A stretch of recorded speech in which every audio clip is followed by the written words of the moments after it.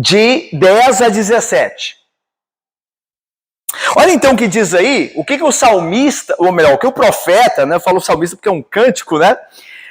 O que o profeta escreve a partir do versículo 10. Ele faz um convite, ele diz assim, o profeta: cantai ao Senhor um cântico novo, e o seu louvor até as extremidades da terra, vós, os que navegais pelo mar, e tudo quanto há nele, vós, terras do mar, e seus moradores. Alcem a vós o deserto, as suas cidades e as aldeias habitadas por Quedar. Exultem os que habitam nas rochas e clamem do cimo dos montes. Deem honra ao Senhor e anunciem a sua glória nas terras do mar. O Senhor sairá como valente, despertará o seu zelo como homem de guerra. Clamará, lançará forte grito de guerra e mostrará sua força contra os seus inimigos. Por muito tempo me calei, estive em silêncio e me contive, mas agora darei gritos como a parturiente, e ao mesmo tempo ofegarei e estarei esbaforido. Os montes e outeiros devastarei, e toda a sua erva farei secar. Tornarei os rios em terra firme e secarei os lagos. Guiarei os cegos por um caminho que não conhecem. Fá-los-ei andar por veredas desconhecidas. Tornarei as trevas em luz perante eles, e os caminhos escabrosos planos. Estas coisas lhes farei, e jamais os desampararei. Tornarão atrás e confundir-se-ão de vergonha os que confiam em imagens de escultura, e as imagens de fundição dizem: vós sois nossos deuses.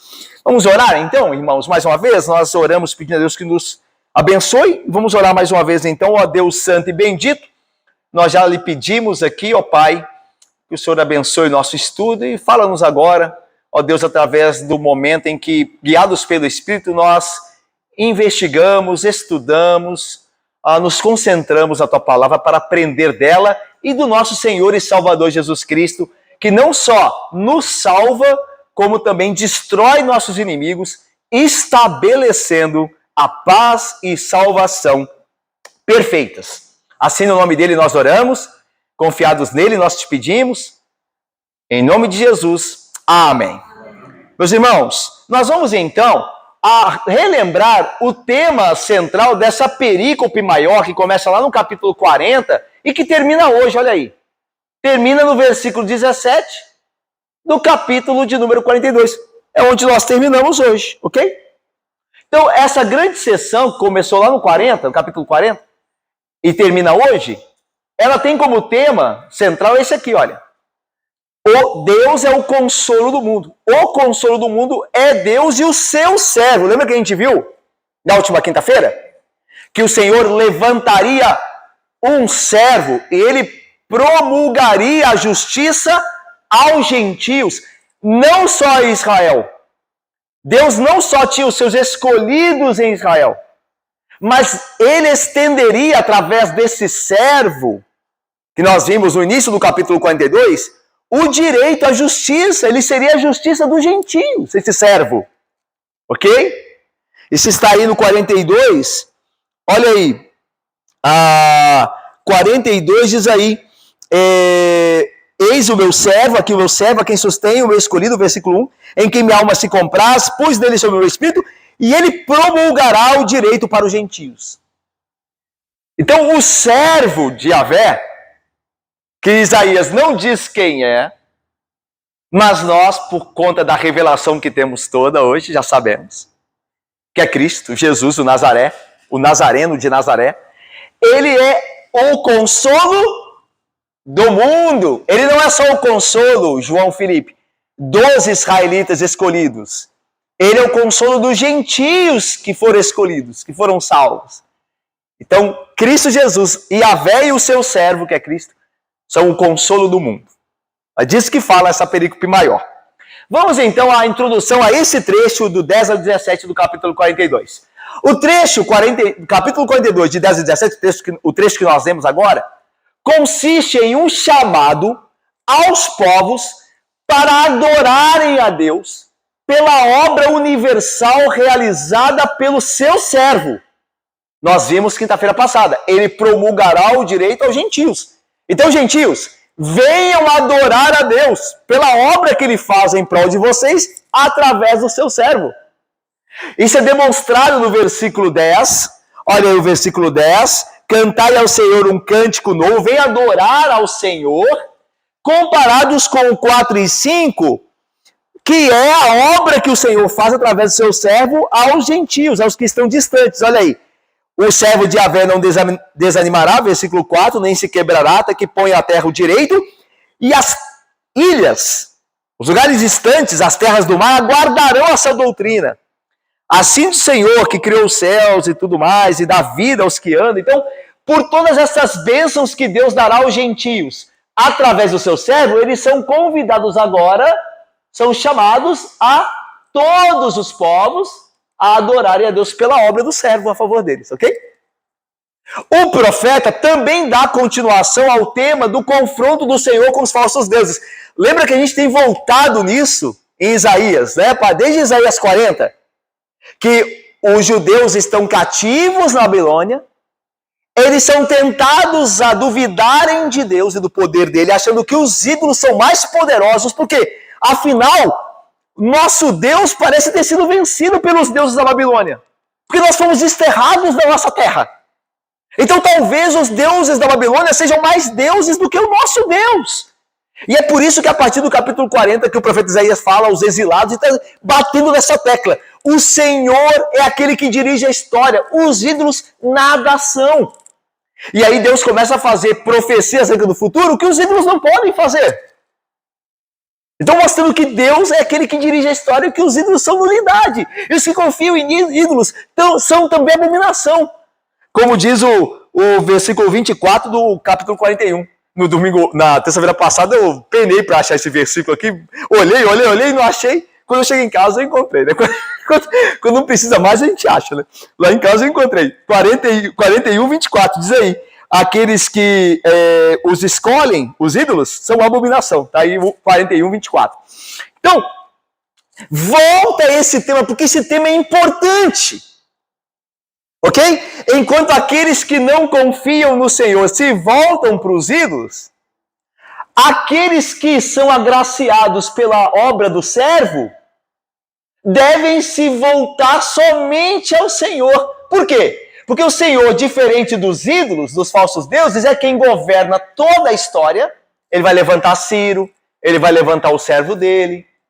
E assim não divide sua glória com ninguém. Lembra? A minha glória não darei a imagem de escultura. Eu não darei a outro, disse Deus, através de Isaías, no texto que vimos já no passado ali. Vamos então à estrutura. Por favor, meus irmãos aí queridos. Vamos aí à estrutura do nosso texto. Olha aí, esse é o texto que nós temos diante de nós, de 10 a 17. Olha a estrutura dele. Esse texto todo, de 10 a 17, trata do seguinte tema: o novo cântico, a alegria do mundo na vitória do Senhor sobre os falsos deuses. Ok? Deus vai vencer os falsos deuses. Então, e o mundo vai se alegrar. Aqui não quer dizer que o mundo é o mundo todo, porque a gente sabe que o mundo está dividido entre os que creem e os que não creem. A ideia é que os salvos de todo mundo, tanto judeus como gentios, se alegrarão na vitória do Senhor e do seu servo, ok? Então começa o texto convocando o mundo para se alegrar e cantar. Depois vai mostrar o fundamento para este cântico. Por que vocês devem vir e cantar ao Senhor? Por quê? Porque o Senhor deu um grito de guerra para vencer os seus inimigos.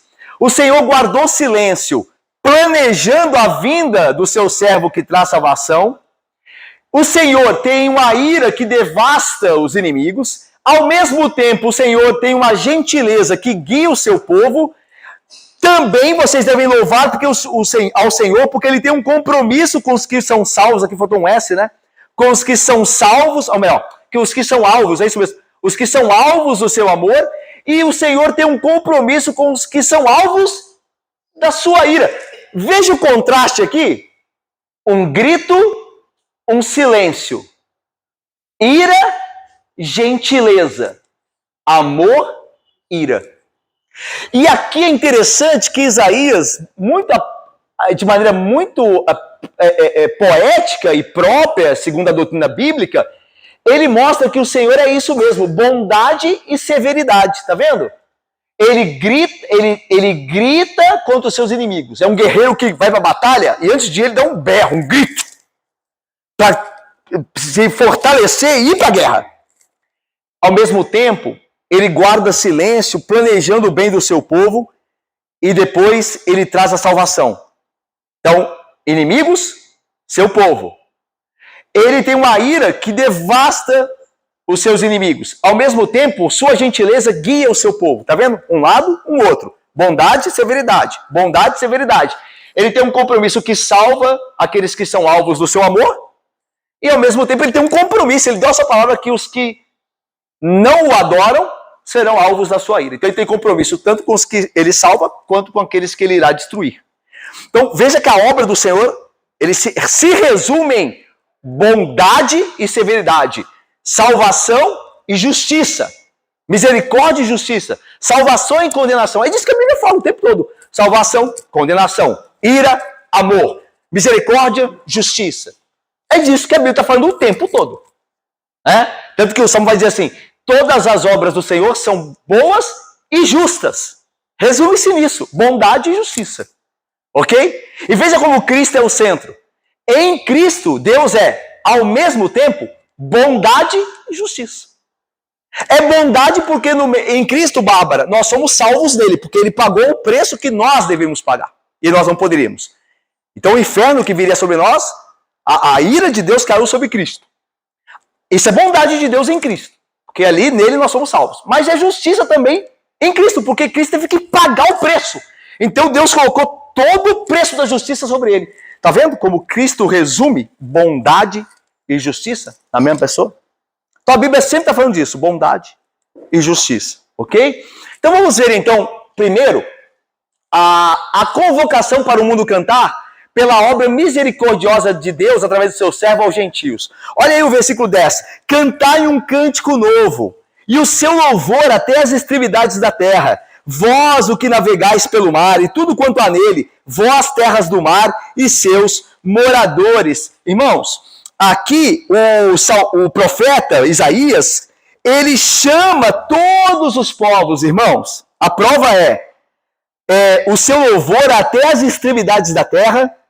Os que navegam pelo mar, louvem ao Senhor, aqueles que estão distantes, os que estão nas terras do mar, nas ilhas, e os seus moradores, louvem a Deus. Está vendo? Não é só Israel.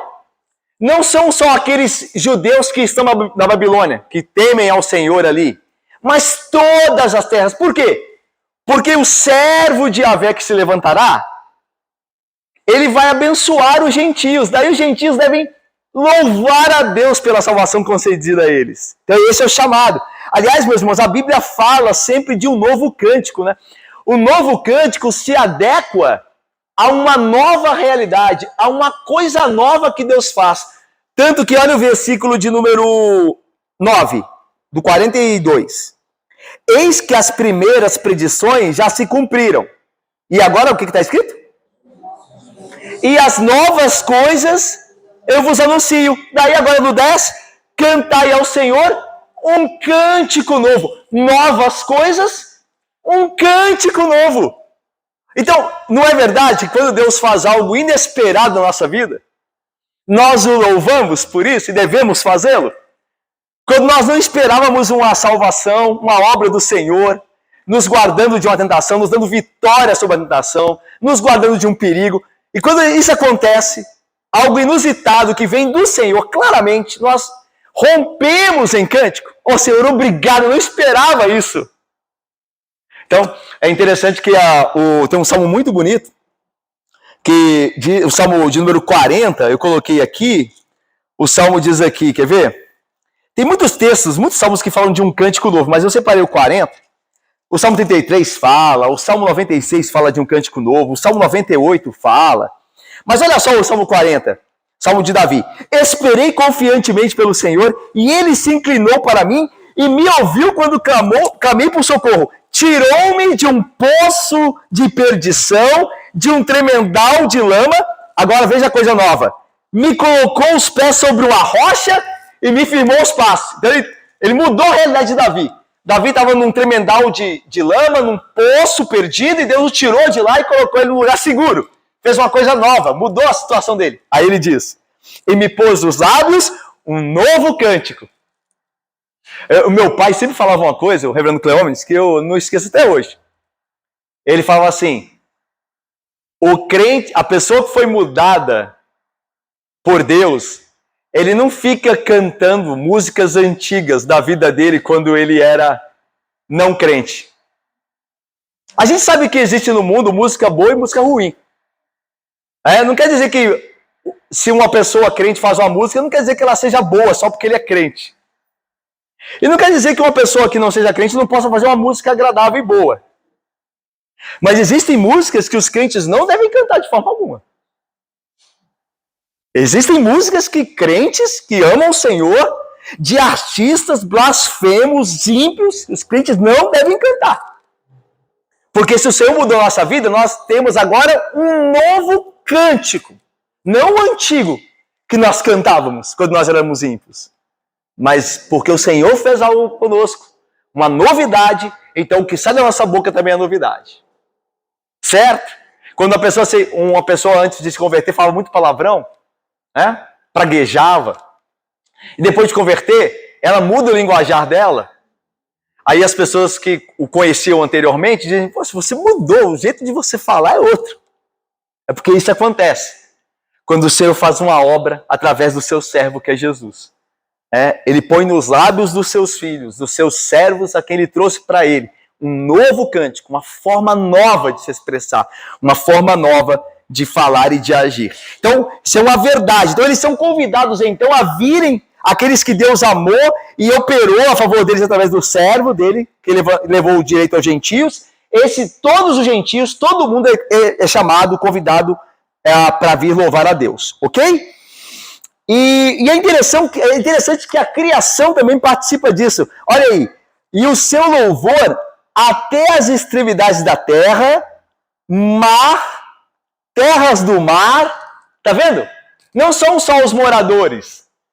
A terra, o mar e tudo quanto há no mar, e as terras do mar. Então, toda a criação é chamada para entoar um cântico ao Senhor, por causa da obra que ele fez através do seu servo. A gente sabe que Jesus Cristo, quando vier, ele fará o quê? Nova? Todas? Olha a palavra nova, o termo novo de novo. Ele faz nova todas as coisas. Ele vai restaurar a criação. Ele vai fazer a criação nova.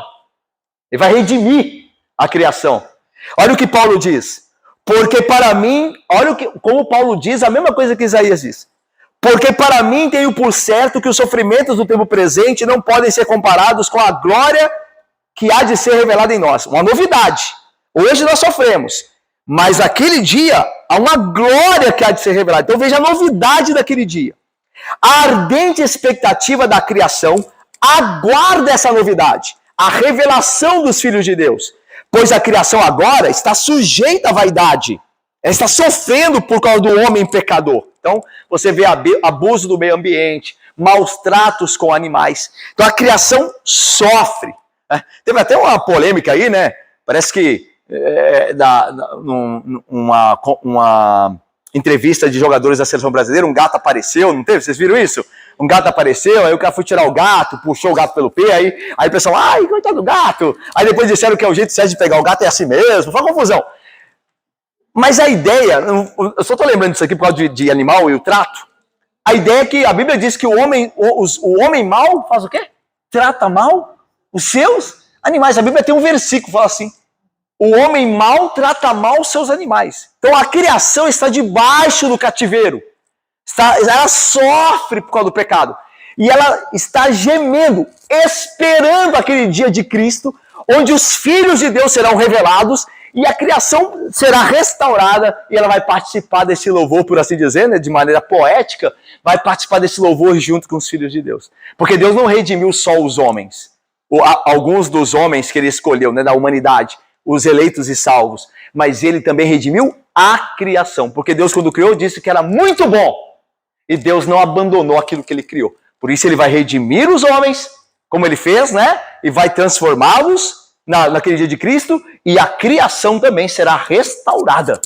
Porque Deus não abandonará aquilo que ele criou. Então você vê que o que Deus faz por meio do servo, e como ele merece louvor, esse servo de Yahvé, de todos os povos. Agora vamos ver aqui a parte B.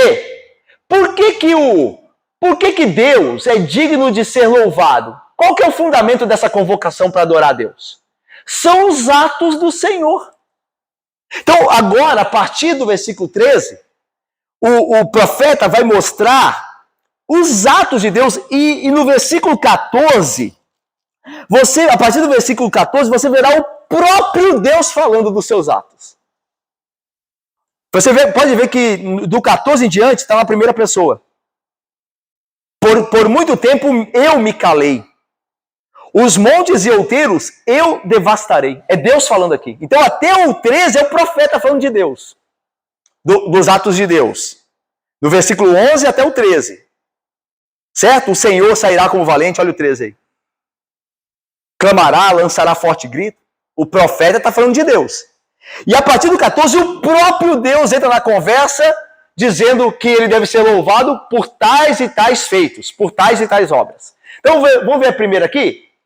Deus deve ser louvado porque ele é um guerreiro que se levantará contra os seus inimigos. Olha aí, versículo de número 11.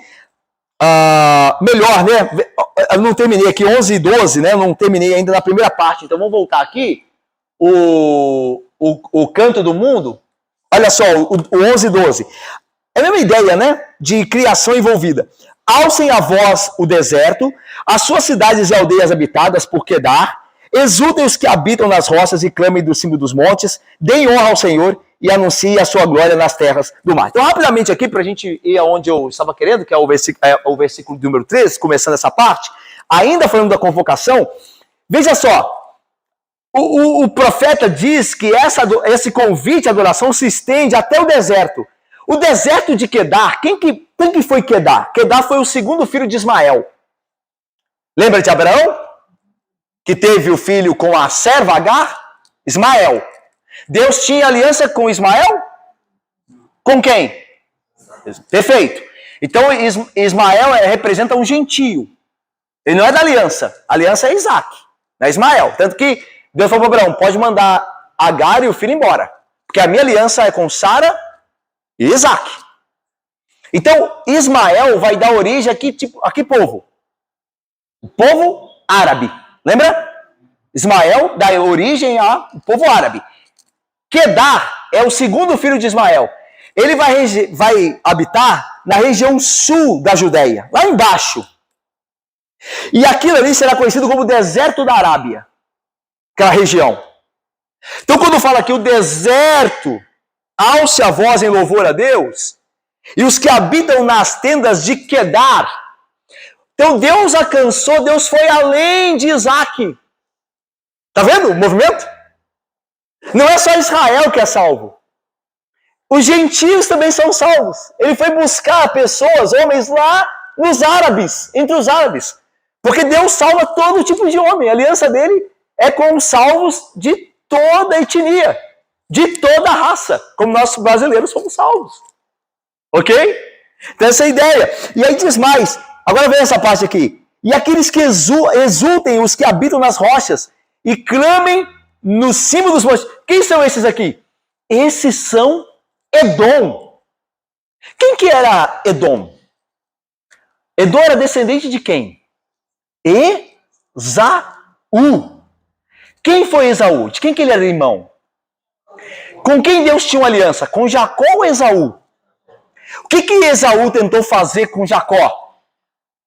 Tentou matá-lo, muito bem, Luci. Tentou matá-lo, era inimigo. E aí, o povo que sai de Esaú, os edomitas, eles viram inimigos dos israelitas. Então é Esaú e Jacó, lembra da profecia? A Rebeca, que Deus falou com ela, no seu ventre há duas nações, e elas serão inimigas. Só que agora Deus está alcançando inimigos, porque Edom foi construído sobre as montanhas rochosas. A cidade de Petra era a cidade de Edom, construída uma fortaleza nas rochas. Então aqui a ideia, os que habitam nas rochas, Edom, louvem a Deus! Então Deus alcançou os seus inimigos, ele converteu os seus inimigos através do servo Yahvé. De quem você se lembra no Novo Testamento? De um inimigo convertido. Um inimigo que respirava ameaças contra o apóstolo Paulo, Saulo.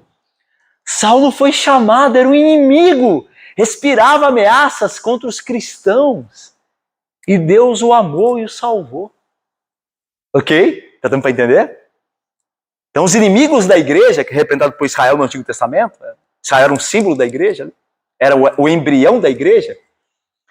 Esses inimigos iam também alcançar, a graça é alcançar eles também, como alcançou Paulo. Ok? Está falando de Edom, Edom também louvará a Deus.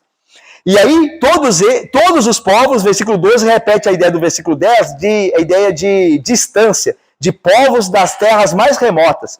Deem honra ao Senhor e anuncie a sua glória nas terras do mar, nos lugares distantes, nas ilhas distantes. Agora vamos lá? Então, a gente viu aí a convocação para todo mundo cantar. Isso inclui gentios, inclui até mesmo inimigos, mas Deus alcançará dentre esses os salvos dele que virão até ele. Ok? Agora passo sim. Agora direito, né, irmão? Certinho. Quais são os fundamentos, então, para que todo mundo cante a Deus? O primeiro é que o Senhor é um guerreiro que vai destruir seus inimigos. Olha aí o versículo 13. O Senhor, diz Isaías, sairá como um valente. Valente é guerreiro. Despertará o seu zelo como homem de guerra. Tá vendo que a imagem é toda militar, toda bélica. Lançará forte grito de guerra, né? Eu lembrei aí tem um grito nas margens do Ipiranga, né? Independência ou morte, não é isso? É um grito. Geralmente no contexto de batalha, me lembrei daquele filme, né? O Senhor dos Anéis, lá o Retorno do Rei, que é o último episódio, não é isso? Qual que é o rei? Era o Aragorn? Aragorn. Ele dá um grito, né? Eu lembro, essas cenas são emocionantes, né? Que um rei diante do exército, e quando ele vai chamar o exército para conversar, ele sempre dá um brado, um grito. A ideia é essa. A ideia é de o Senhor dará um grito forte e mostrará a sua força contra os seus inimigos. E, meus irmãos, o Senhor faz isso através do servo dele, que não foi apresentado no início do capítulo 42, que é o Senhor Jesus. Embora Isaías não apresente ainda quem que é, mas nós sabemos pela revelação hoje, completa, que é Cristo. Tanto, olha o texto de Apocalipse, veja, você vai abrir comigo, vê como Jesus é retratado como um guerreiro. Olha só, Apocalipse, abra comigo aí, Apocalipse capítulo de número 19. Apocalipse 19, a partir do versículo 11, olha só. Cristo vencedor, tá vendo aquela ideia de guerreiro vencedor, da besta e do falso profeta, dos nossos grandes inimigos, a besta e o seu falso profeta. E olha só o que diz João na visão dele. Vi o céu aberto, eis um cavalo branco. O seu cavaleiro se chama Fiel e Verdadeiro, e julga e peleja com justiça. É interessante que o servo de Yahvé é conhecido por promulgar o direito, a justiça. Então, a gente sabe na interpretação de Apocalipse que aqui está falando do cavaleiro, que é Cristo. Ele é chamado fiel e verdadeiro. Lembra o que ele diz? Eu sou o caminho, a verdade. Então ele é verdadeiro. Ele é fiel. Então a ideia de fiel e verdadeiro, né, que completam-se. Os seus olhos são como chama de fogo. A ideia de que nada esconde-se dele. Né? Tudo é claro para ele. Na sua cabeça, muitos diademas. Tem um nome escrito que ninguém conhece senão ele mesmo, e aí ele revela quem ele quiser. Está vestido com um manto tinto de sangue. A ideia aqui é depois da batalha. Esse cavaleiro vem batalhar, que é Cristo, e a roupa dele, depois da batalha, está cheia de sangue dos seus inimigos. A ideia é que todos morreram, seus inimigos morreram, por isso que a veste dele, ele não está com o sangue dele derramado, ele não está caído, mas a roupa dele é cheia de sangue, porque ele venceu a batalha. Ele ficou de pé quando todos caíram. E aí, diz mais o texto, Agora veja o versículo 13. Está vestido com um manto tinto de sangue, e o seu nome se chama o Verbo de Deus. Aí lembra de João? O mesmo escritor aqui, lá no Evangelho, no princípio era o Verbo estava com Deus, e o Verbo se fez carne. Está falando de Jesus. É Jesus aqui descrito. E aí, olha, versículo 15, o versículo 14 fala de exércitos, e seguiam os exércitos que há no céu. Está vendo? De guerra, batalha. Sai da sua boca uma espada, com ela ele fere as nações, e ele as regerá com um cetro de ferro. E pessoalmente pisa o lagar do vinho, a ideia de sangue novamente, do furor da ira de Deus. É ele que batalha a guerra, ele que vence. Então, o grito de guerra, o Senhor Jesus Cristo, o servo de Yahvé, porque ele vence a batalha por nós, é o motivo do nosso louvor. Todos os homens, irmãos, se você olhar para a Bíblia, né? Todos os grandes caíram pelo poder de Satanás. Todos os homens crentes da Bíblia cederam a Satanás. Você vê Abraão mentindo. Primeiro você vê Adão, criado em perfeição, caindo sob a tentação de Satanás. Depois você vê Noé embriagando-se. Depois você vê Abraão mentindo. Depois você vê a época dos juízes, que é uma época tão cheia de corrupção, vê Sansão.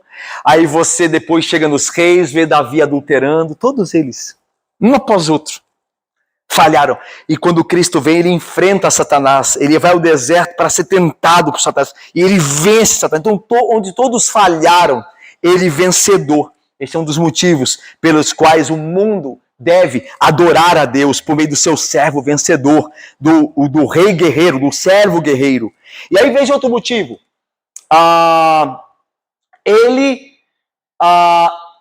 Ele guarda silêncio e traz um grito de salvação. É interessante que aqui há um contraste entre grito e silêncio.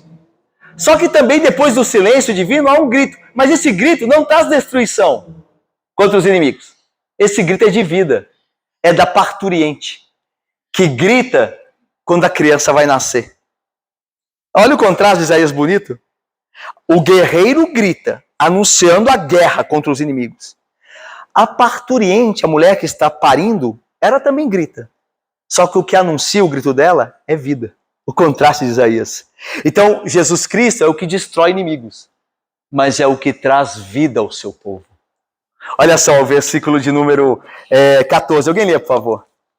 Por muito tempo me calei, estive em silêncio e contigo, mas agora darei gritos como a parturiente, e ao mesmo tempo ofegarei, e estarei esbaforido.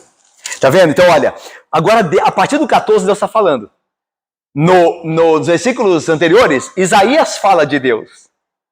Agora, Deus fala dele. São as obras pelas quais ele deve ser adorado. E ele também guarda silêncio. Ele não só grita, não. Ele também guarda silêncio. Olha aí. Por muito tempo me calei.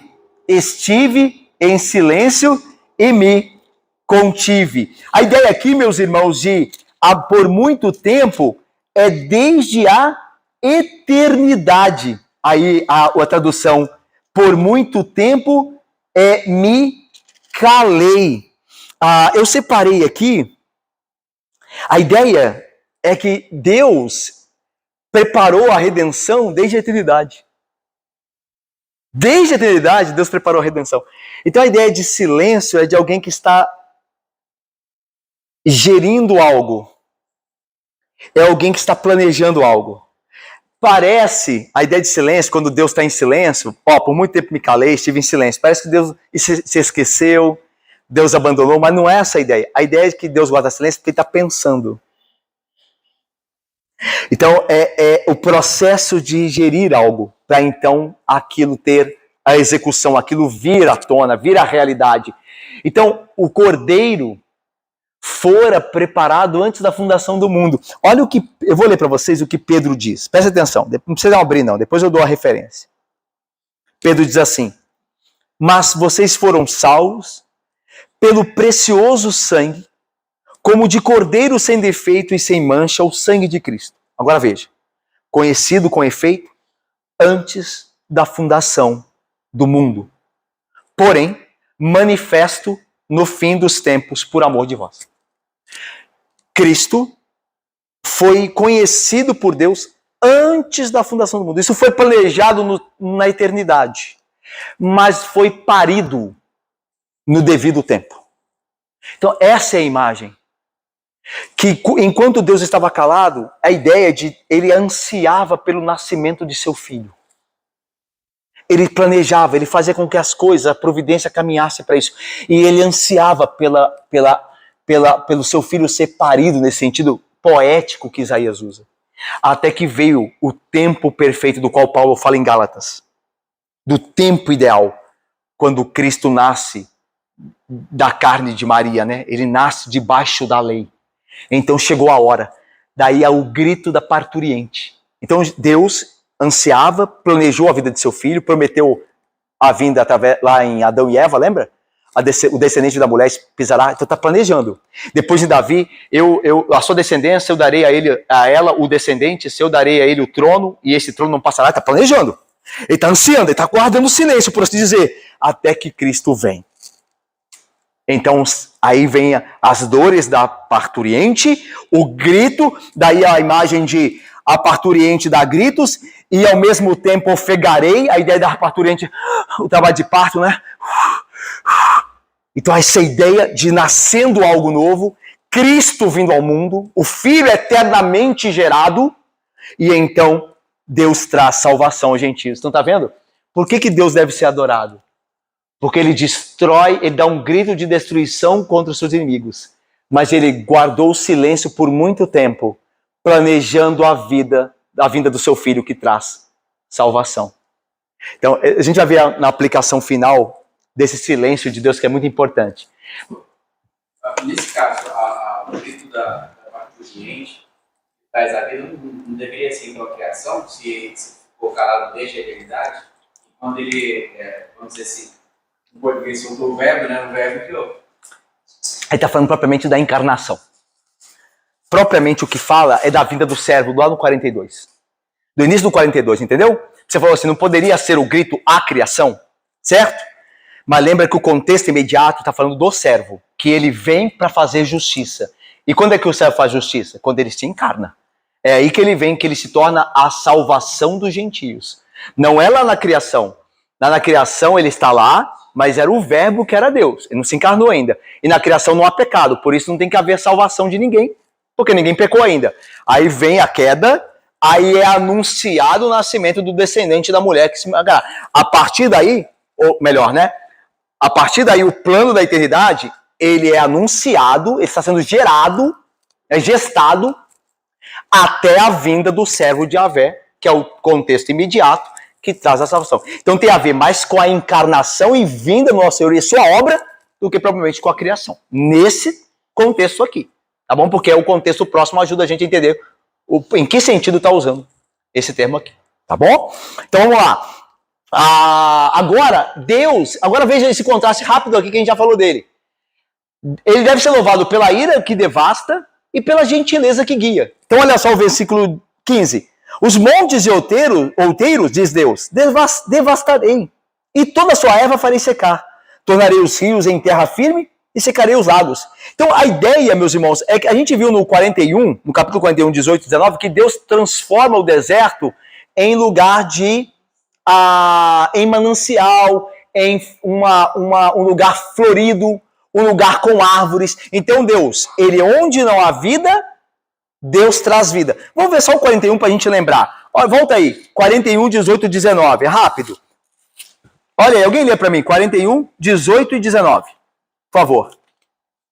Abrirei rios altos desnudos e fontes no meio dos vales. Tornarei o deserto em açudes de águas e a terra seca em mananciais. Plantarei no deserto o cedro, a acácia, a murta e a oliveira. Conjuntamente, porei o ermo, o cipreste, o olmeiro e o bucho, para que todos vejam e saibam, considerem e juntamente entendam que a mão do Senhor fez isso, e o Santo de Israel o criou. Ok, Débora? O Senhor torna o lugar onde não há vida, um lugar de vida. E o Senhor torna o lugar onde há vida, um lugar de morte. Ele faz essas coisas todas. Essa é a ideia. Então, ao mesmo tempo que Deus traz com um grito salvação, depois de ter ficado muito tempo em silêncio, planejando, ele também traz com um grito a destruição dos inimigos. Ao mesmo tempo que em 41 ele traz vida a um lugar deserto, ele também destrói o lugar que tem vida. Então Deus faz tanto uma coisa quanto... Lembra da comparação com os falsos ídolos? Os falsos ídolos não podem fazer nada disso. Eles não podem trazer vida e nem podem terminar com ela. Mas Deus faz tanto uma coisa quanto outra. A ideia é louvar a Deus porque ele tem essas coisas sobre o controle dele. Tanto a vida quanto a morte. Ok? Então Deus deve ser adorado por isso. Então quando a gente está doente, quando a gente tem uma enfermidade, nós louvamos a Deus mesmo assim, porque nós temos um fundamento. Deus é aquele que pode da morte trazer vida. Deus é o que pode nos assegurar de paz e segurança eterna, mesmo na morte. Então essas coisas são doutrinas preciosas para nós, que nos consolam e nos fortalecem em momentos difíceis. Então Deus é aquele que se ira, mas é aquele que também, agora o versículo 16, é gentil. Ele se ira contra os ímpios, devasta o ambiente em que eles vivem, mas ele guia o seu povo, que é um povo fraco, é um povo incapaz de se guiar por si mesmo. Daí é um povo representado pelos cegos aqui. Versículo 16. Guiarei os cegos por um caminho que não conhecem, falo-os-ei andar por veredas desconhecidas. É interessante que o cego, se ele estiver num ambiente no qual ele vive por muito tempo, ele consegue se adaptar e consegue se achar, certo? O cego dentro, por exemplo, de um apartamento dele, há muito tempo morando, ele consegue saber onde tem uma mesa. Agora, o cego num caminho em que ele não conhece, ele não tem como se orientar. Mas Deus diz, eu guiarei os cegos por um caminho que não conhecem. Tornarei as trevas diante dele em luz. E os caminhos tortos, eu vou tornar planos para ele não tropeçar. Porque o cego pode tropeçar num caminho escabroso ou tortuoso, ok? Então Deus resolve em Cristo, e por isso que deve ser louvado, ele resolve o problema da incapacidade pessoal, que é representado pela cegueira. Ele resolve esse problema, certo? Antes nós éramos cegos, nós não víamos a verdade, nós estávamos afundados em pecado, mas ele abriu os nossos olhos para a glória de Cristo, para que nós crescêssemos nele, confiássemos nele, esperássemos nele. Então ele nos abriu os olhos, ele resolveu a nossa incapacidade, ele resolveu a nossa ignorância, os guiarei por um caminho que não conhecem. Então ele resolveu o problema da nossa ignorância, porque você fica às vezes, que decisão eu vou tomar, o que eu vou fazer, como é que eu vou responder a tal pessoa, como eu falo, como eu não falo, que horas que eu falo, com quem que eu caso, com quem eu não caso, como é que eu trato minha esposa nesse sentido, como é que eu crio meu filho nesse aspecto. E Deus, em sua palavra, resolve o problema da ignorância. Ele guia o incapaz de guiar-se a si mesmo num caminho que ele não conhece, que ele não conheceria por natureza, porque ele não queria andar naquele caminho. Mas Deus o guiará ali, no seu caminho. Então, ele dará segurança ao ignorante. E ele removerá as barreiras, todas as barreiras, que de fato poderiam impedir o nosso progresso. Daí a ideia de vou tornar as trevas em luz. As trevas é um embaraço. O cego, por causa das trevas, ele não consegue se dar no caminho, mas ele passará a ver. Lembra que Jesus, ele opera não só espiritualmente, mas fisicamente também. Ele vai dar vista aos cegos. Lembra? Pede o cego para que se lave no poço, lembra? E ele passa a ver. Então Cristo aqui está cumprindo essas coisas. Todos os povos são chamados a louvar a Deus por causa do que ele faz pelo seu servo. Então veja que tudo isso é Cristo que está fazendo. Ele é que traz salvação.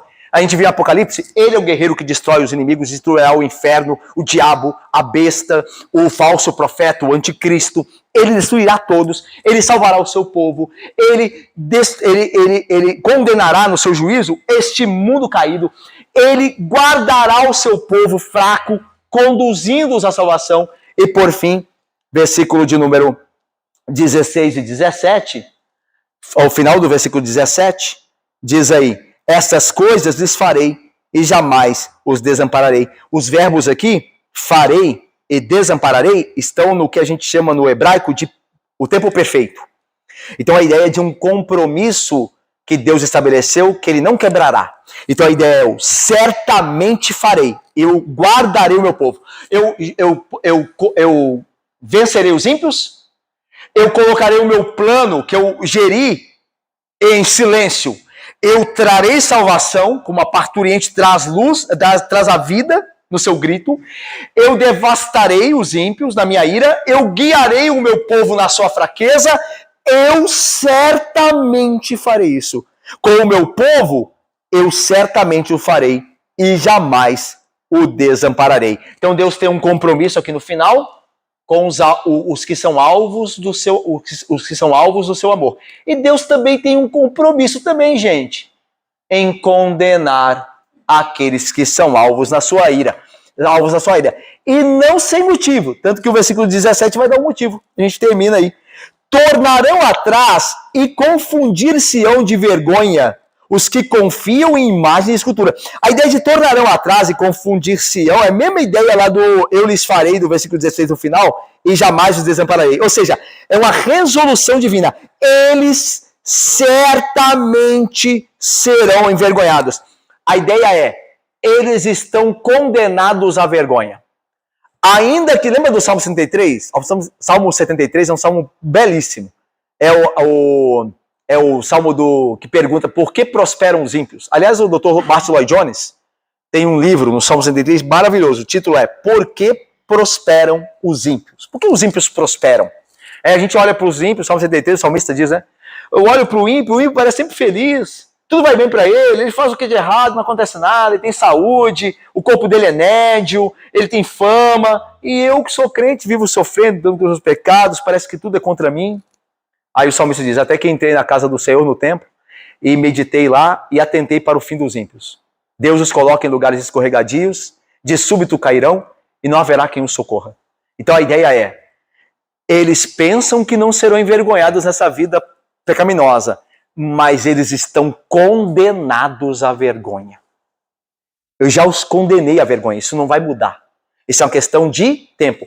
Assim como havia um tempo da gestação no silêncio para o grito da parturiente, assim também para a condenação há um tempo. Eles certamente serão confundidos de vergonha. E quem serão esses? Os que confiam em imagem e escultura. Então, esse é o motivo da condenação deles. Eles confiam em imagem de escultura. Então Deus não está condenando esses homens porque Deus é um sádico, porque Deus gosta de ver as pessoas sofrendo. Não, porque Deus é justo. Eles confiaram em imagem de escultura e disseram a as imagens de fundição o seguinte, vós sois nossos deuses. E a ideia do dizer aqui, do final do versículo 17, e as imagens de fundição dizem a elas, vós sois nossos deuses. O verbo dizer aí está num tempo verbal do hebraico que significa eles sempre dizem. Eles sempre dizem. A ideia de um pecador obstinado. Ele nunca muda. Eles sempre dizem aos seus ídolos, vós sois os meus deuses. A ideia de um pecador que não se arrepende. É alguém que está sempre pecando. Lembra do que João diz, né? Aquele que vive na prática do pecado não é nascido de Deus. Porque aquele que é nascido de Deus, a divina semente permanece nele. Esse não pode viver pecando. Então veja, a ideia aqui é o seguinte, não é que eu e você não pecamos, né? Nós pecamos, infelizmente. Mas esse não é o modo, ou pelo menos não deveria ser, o modo nosso de vida. Não pode ser o seu modo nem o meu modo de vida. Nós tropeçamos em muitas coisas, mas não é uma constante. Nós andamos pela graça sinceros e hora por vez, uma hora ou outra, num dia, nós tropeçamos, no outro dia nós cometemos, estamos sempre arrependendo, voltando, clamando ao Senhor. Mas nós não estamos vivendo como se nada tivesse acontecido e vivendo em pecado. Porque essa não é a vida do crente, ok? Então, esses aqui, ao contrário, são obstinados no pecado. E eles serão, certamente, confundidos em vergonha. Então ficou claro? Deus deve ser louvado pela sua bondade e pela sua justiça. Bondade para com os seus, justiça e condenação para com aqueles que confiam em ídolos. Ok? Por isso tudo, o mundo é convocado para adorar a Deus, porque Deus controla a história, Ele controla e tem os homens todos, os crentes e os ímpios, debaixo da soberania dele. Ok? Para dar a cada um o seu destino, de fato, merecido. Então Deus é louvado por isso, não os ídolos, mas Deus deve ser louvado através do seu servo, aquele que ele levantaria, que é o Senhor Jesus. Vamos aqui? O que é que nós aprendemos? Primeiro, o Senhor é digno, irmãos, de toda adoração e louvor. Aqueles que conhecem ao Senhor e a sua obra viverão constantemente para a sua glória. Eu me lembro quando eu era bem mais jovem, meu pai sempre me exortava, né? Eu cantava poucos hinos em casa, poucos cânticos. Eu cantava geralmente músicas mundanas. E aí meu pai sempre falava comigo, olha, você tem que rever os seus conceitos, Paulo. Essas músicas da sua boca aí, né? Assim, de maneira amável. Ele nunca me... Mas de maneira amável, ele me falou, Paulo, olha essa música aí e tal. Você vai ser o crente, ele está sempre louvando a Deus, ele está sempre considerando as coisas do Senhor. Então, se nós conhecemos a Deus, se nós conhecemos a sua obra, então nós entenderemos pela graça de Deus, pelo Espírito Santo que nos ilumina na nossa cegueira, que ele é digno de louvor. Nós estaremos falando dele para os nossos vizinhos, para os nossos amigos de trabalho, entre nós, né, em casa nós estaremos louvando a ele, porque aqueles que o conhecem, o louvam. Aqueles que são alvos do seu amor, o adoram, como nós vimos aqui. São convidados a fazer isso, como Isaías convidou os gentios, que foram alvos da obra do servo, a graça do servo. E aí, olha só ponto 2 que aprendemos. O silêncio aparente, lembra que Deus falou assim, eu fico em silêncio, eu guardei muito tempo. O silêncio aparente de Deus não significa esquecimento de nós, mas significa que Deus está esperando o momento certo de agir em prol do seu povo. Talvez, irmãos, nós sintamos que não está acontecendo nada, que Deus já se esqueceu completamente da nossa situação. Mas Isaías nos diz que não temamos nunca, que devemos esperar pacientemente. E Deus, o único que pode salvar-nos, agirá. Então nós olhamos para o mundo hoje e parece que Deus se esqueceu de nós. Que Deus não se importa conosco, mas Deus agirá. E nós devemos esperar, irmãos. Esperar, né? Como a pessoa que está tocando lá fora está esperando, mas vai pegar para atender. Vamos lá? Terceiro e último. Irmãos, nós aprendemos que, apesar de sermos incapazes e ignorantes, lembra? Cegos que não sabem o caminho, lembra? Somos nós. E além disso, serem muitos os obstáculos que nós encontramos em vida, muitas dificuldades que podem nos atrapalhar em nossa piedade, em nossa busca de Deus, nada há de impossível para Deus em todos os seus caminhos. Deus falou assim, certamente os guiarei e jamais os desamparei, apesar da incapacidade deles, porque são cegos, apesar da ignorância deles, porque não conhecem o caminho, apesar dos obstáculos, porque as trevas os cegaram e são muitos os impedimentos, eu os guiarei. Não há impossíveis para Deus. Sejam quais forem, irmãos, as nossas dúvidas ao longo da nossa vida, no último dia, os que ousarem entregar-se a Ele, a Deus, acharão sua confiança vindicada, a sua confiança cumprida naquele último dia. Apesar dos nossos questionamentos, você tem, eu tenho, da nossa fraqueza, às vezes, de fé, da nossa incredulidade, que resiste muitas vezes. Apesar disso tudo, Deus nos guardará até o fim, porque nos amou, nos salvou. E nós, pela graça que esperamos nisso, apesar de nossas fraquezas, estamos esperando em Cristo, naquele dia nós teremos todas as nossas esperanças, toda a nossa confiança vindicada, cumprida. E eu termino com Apocalipse 7. Abre aí, e aí nós terminamos. Apocalipse 7. Veja só que palavra de consolo e de esperança que Jesus Cristo nos fala, nosso Senhor e Deus, servo, guerreiro, vencedor. Apocalipse 7, 14, 17. Respondi-lhe, meu Senhor, tu sabes. Ele então me disse, estes são os que vêm da grande tribulação. É o povo de Deus, a igreja. Eles lavaram suas vestiduras e as alvejaram no sangue do Cordeiro.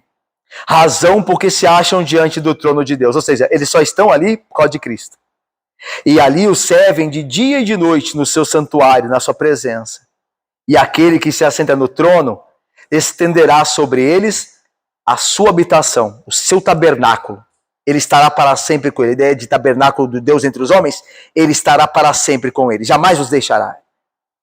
Eles jamais terão fome, nunca mais terão sede. Lembra de Jesus?